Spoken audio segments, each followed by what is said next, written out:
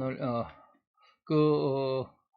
일부 예배에 이어서 우리 2부 예배도 한번 같이 계속해서 보도록 합니다. 오늘 일부 예배에서는 뭐예요?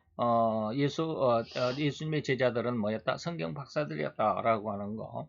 그들은 불황무식하다라는 말이 대중적으로 지금 흩어져 있지만, 그러나 그렇지 않고 그들은 성경에 엄청난 은혜를 가지고 있었던 사람들이다 라고 하는 그런 내용들을 쭉 한번 알아봤습니다. 그래서 성경을 정확하게 그리고 또 하나님의 의중을 정확하게 깨달아야 된다. 그렇지 못하면 나름대로의 성경 해석이 되겠고 나름대로 은혜가 있을지는 모르지만 그것은 정확한 것이 아니다 라고 하는 것 주의해야 된다 라고 하는 것, 그것을 가슴에 새기는 말씀이다 라고 하는 것으로 일단 일부 예배 때 말씀을 마치고, 자 이제 우리 이어서 마지막 두 번째 성경 박사들의 어떤 의미에 대해서 생각해 봅니다. 자, 오늘 우리는 앞에서 뭡니까? 세례 요한과 사도 바울의 말씀을 조금씩 인용해 보았죠. 그런데 다른 제자 중 한 명, 다시 말하면 여기서 다른 제자라고 한다면 아까 이제 세례 요한의 제자가 누구였다? 안드레하고 사도 요한이었다라고 하는 것이었죠. 그래서 그 중에 이제 안드레를 쭉 보았지만 그 또 한 명의 제자가 누구예요? 사도 요한이죠. 안드레가 베드로를 만나서 자기 형 베드로를 만나서 내가 메시아를 만났다라고 고백했던 사람 안드레, 그리고 그와는 별개로 또 다른 또 한 명의 제자가 누구냐? 사도 요한이죠. 그 사도 요한에 대해서 얘기를 했고, 그래서 또 그 중에 이제 다른 제자 중에 다시 말하면 그 네 명의 오늘 우리 본문 속에서 마태 4장 18절에서 22절까지 내용에서 네 명이 나왔죠. 베드로, 안드레, 야고보, 요한. 그러나 그 중에 그 네 명 말고 또 다른 사람들 중에 말이죠.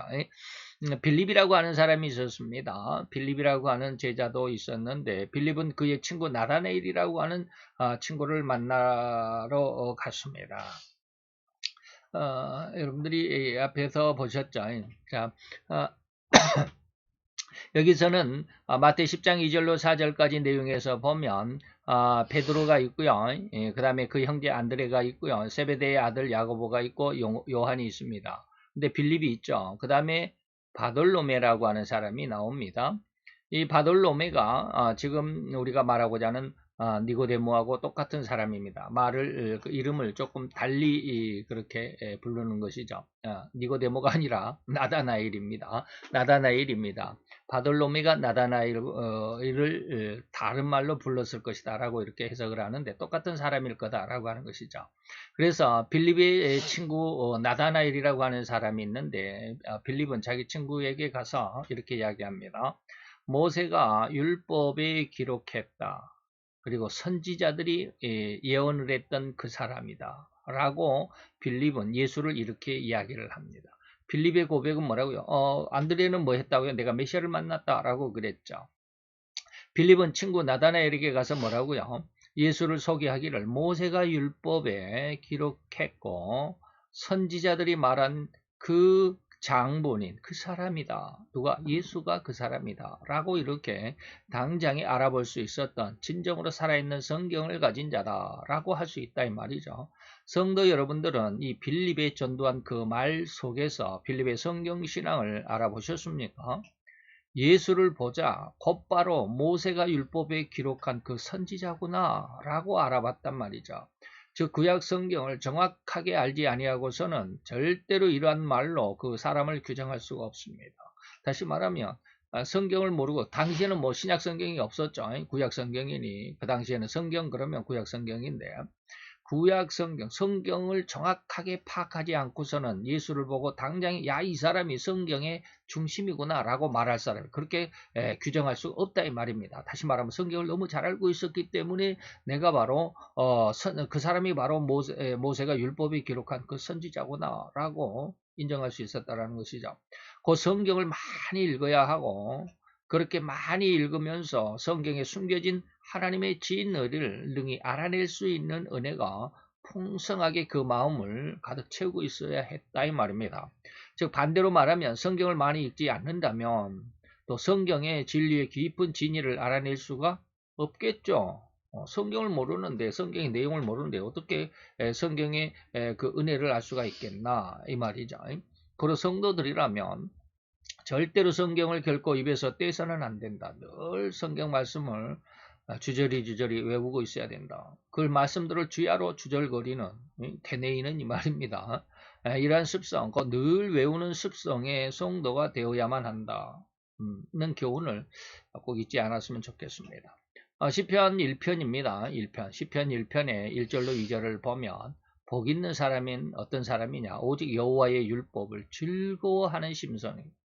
그리고 그 율법을 주야로 묵상한다. 제가 앞에서는 뭐 주절거린다 라고 이렇게 조금 좀 시쳇말로 했는데 주야로 뭐요? 묵상하는 자다. 늘 되뇌이는 자다 이 말입니다. 여호수아서 1장 7절로 8절 9절 이렇게 딱 보면 모세가 자기 그 후임자 여호수아에게 이렇게 합니다. 너는 마음을 강하게 해라. 흔들리지 마라 이 말입니다. 담대히 해라. 여기는 하나님께서 여호수아에게 하는 말이죠. 하나님 모세가 하는 말이 아니라 하나님이 여호수아에게 합니다. 나의 종 모세가 너에게 명령한 거 있잖아. 그 율법 그것을 다 지켜 행하고 좌로나 우로나 치우치지 말아라. 흔들리지 말아라. 그리하면 네가 어디로 가든지 형통할 거야. 이 율법의 책, 다시 말하면 성경이죠. 성경을 내 입에서 떠나지 말게 해야 한다. 늘 성경을 읽어야 된다. 주야로 그것을 묵상해야 된다. 라고 하는 것이죠. 그리하면 그리고 그러한 대로 다 지켜 행하면 네 길이 평탄하게 될 것이고 형통하게 될 거야 라고 하는 것이죠. 이런 남들의 눈에 띄지 않는 깊은 하나님의 은혜를 간직했다고 할 수 있는 이 빌립의 전도를 받은 나다나엘의 신앙도 역시 성경에 깊은 뿌리고 내리고 있는 성경 박사급 신앙이라고 부인할 수가 없죠. 나다나엘도 성경 잘 알고 있었을 것이다 이 말입니다. 나다나엘이 처음에는 예수님을 하찮게 대수롭지 않게 생각했습니다. 뭐라고 그럴까요? 빌립의 전도를 받은 나다나엘이 뭐라고 그러느냐면 나사렛에서 무슨 선한 것이 날 수 있냐. 자, 빌립이 뭐라고 그랬어요? 모세가 율법에 기록했고 다른 선지자가 말한 그 사람이 바로 예수야 라고 이렇게 전도를 받고서 나다나엘이 뭐라고 대답했냐면 나사렛에서 무슨 선한 것, 나사렛에서 성경은 뭡니까? 예수, 그 메시아가 어디서 난다고 그랬어요? 베들레헴에서 난다. 베들레헴에서 난다. 라고 그랬거든요. 그랬기 때문에 마태복음 2장에 가보면 베들레헴에 그 동방박사들이 찾아오잖아요. 예수님이 태어날 곳이 베들레헴이기 때문에. 나다나엘도 그렇게 알고 있었어요. 베들레헴에서 예수 그리스도가 태어난다. 근데 나사렛에서 나온다고? 야, 나사렛에서는 그리스도가 나오지 않아. 자기 성경을 알고는 있죠. 근데 정확한 것은 몰라요. 나중에 보니까 뭐요? 예수를 나사렛 사람이다라고 부를 거야 라는 이 말을 몰랐던 것 같아요. 나다나엘이. 아직은 하나만 알고 두 번째는 몰랐던 것 같아요. 그래서 나사렛에서 무슨 선한 것이 날 수 있냐라고 이렇게 좀 의아해했다라는 것이죠. 그러나 자꾸 빌립이 가로되 와보라. 그래도 한번 와봐. 만나봐야지. 직접 만나보고 네가 평가를 해. 라고 자꾸 이렇게 이야기를 하죠. 그러니까 예수께서 나다나엘이 자기에게 오는 것을 보시고 그를 가리켜 가라사대 보라. 이는 참 이스라엘 사람이구나. 그 속에 간사한 것이 없구나. 라고 이렇게 이야기합니다. 진짜 이스라엘 사람이구나. 간사한 것이 없다. 아니 초면에 딱 보자마자 이 말을 하니까 나다나엘이 굉장히 당혹했겠죠. 네. 자, 나다나엘이 가로되 어떻게 나를 아십니까? 나를 지금 처음 봤잖아요. 근데 어떻게 나를 아신다고 나를 이렇게 이야기합니까? 참 이스라엘 사람이다. 나중에 뭐 이야기도 다 말씀을 드리겠지만 지금 뭐 설명하면 너무 길어지니까 간사한 것이 없다. 자기 욕심이 없다 이 말입니다. 그러니까 예수께서 대답합니다. 빌립이 너를 부르겠지. 빌립이 전도를 네가 받았지. 빌립이 너 전도하기 전에 네가 무화과 나무 아래 있을 때 내가 보았어. 무화과 나무 아래 있다라는 말은 무화과 나무 아래 뭐 하고 있었을까? 무화과 나무를 아마 가꾸는 농장, 무화과 나무 농장의 주인이었을 가능성으로 우리가 봅니다.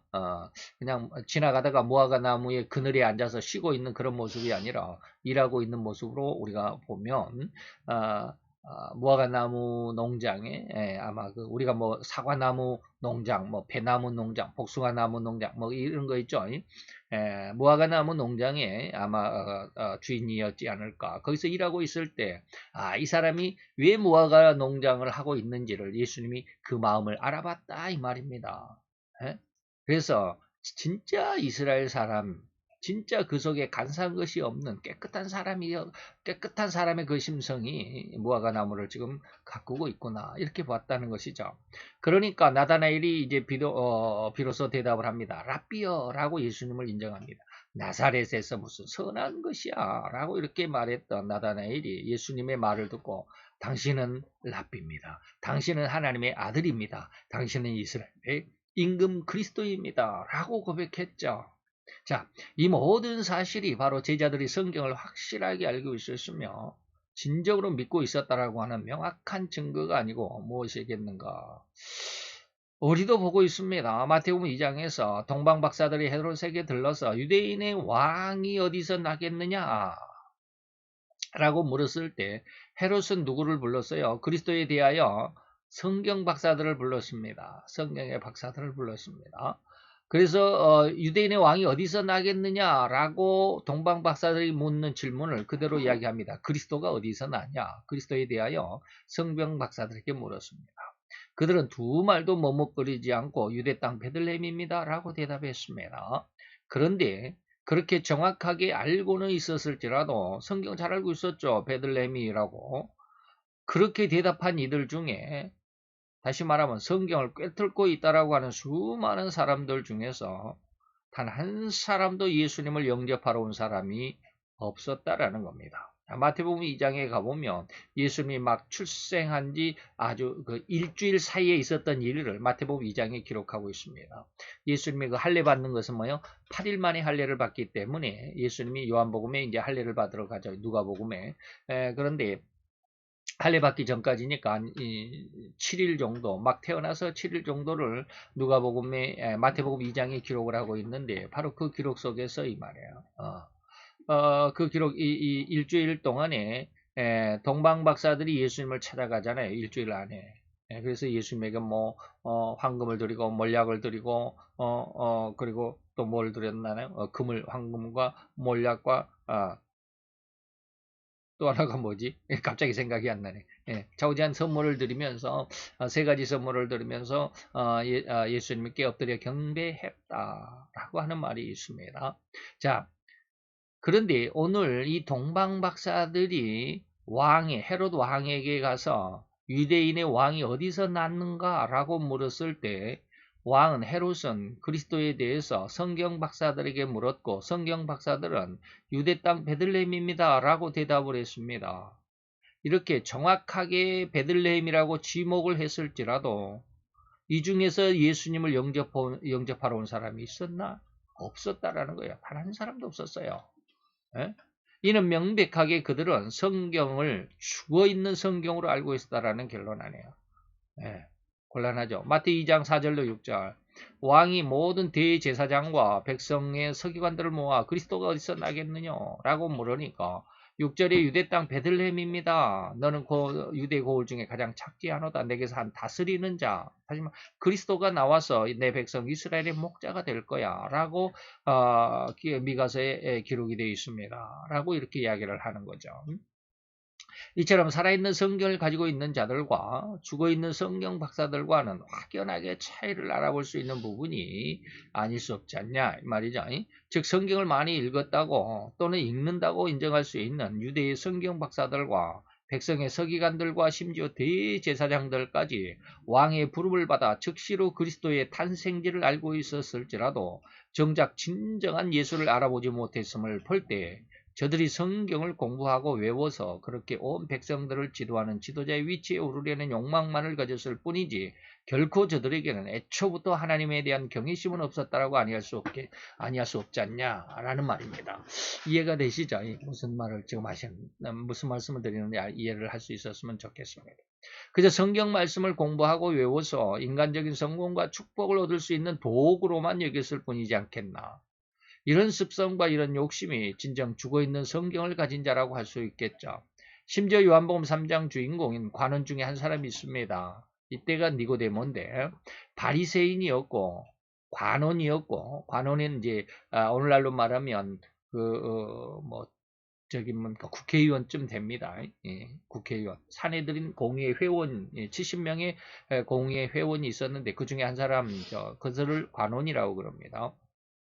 바리새인이었고 이스라엘의 선생이었던 니고데모 역시 이스라엘 백성 중에서는 감히 멸시할 수 없는 최고의 대접을 받는 그러한 존재였는데, 예수님은 그에게 이르시기를 너는 도대체 천국 가는 인연이 없다. 그러니 천국으로 들어가지도 못하고 볼 수도 없고 네가 그것을 알기나 하느냐? 네가 그것을 받을 수가 있겠나? 네가 그걸 믿을 수도 없지 않냐? 라고 5대 부정어다. 5대 부정어.